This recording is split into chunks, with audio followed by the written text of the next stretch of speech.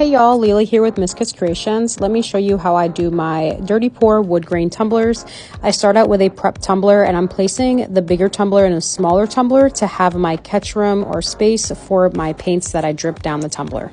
I use apple barrel paints. It does not matter which finish you use, and I am using 2 separate cups because I am dirty pouring 2 tumblers, and I just place the shades of brown that I have on hand inside of my cups, and then I paint my plain tumbler, and I just use the lightest shade of brown I have on hand, and I don't wait for my tumbler to dry. I pour my paints right on my wet tumbler. The reason why I pour the paints on the wet tumbler is so the paints can flow down the tumbler a lot easier than if you pour it on a dry tumbler. I just empty out the entire cup and then I make sure to focus on the rim of the bottom of the cup.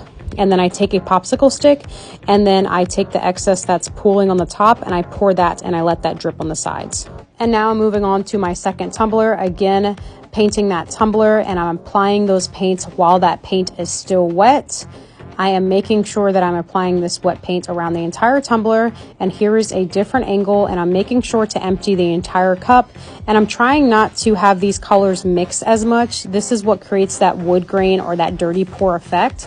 And then I take my popsicle stick and I scoop the bottom and let that run down the sides, and then I take my popsicle stick and I scoop the remains of that paint back onto the tumbler, and I'm trying not to mix these colors.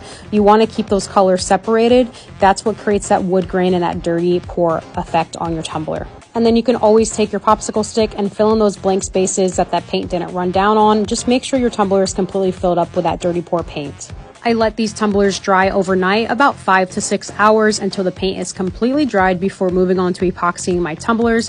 I epoxy a thin coat, I then add the decal, and then I epoxy 2 more coats. And here are the tumblers underneath epoxy.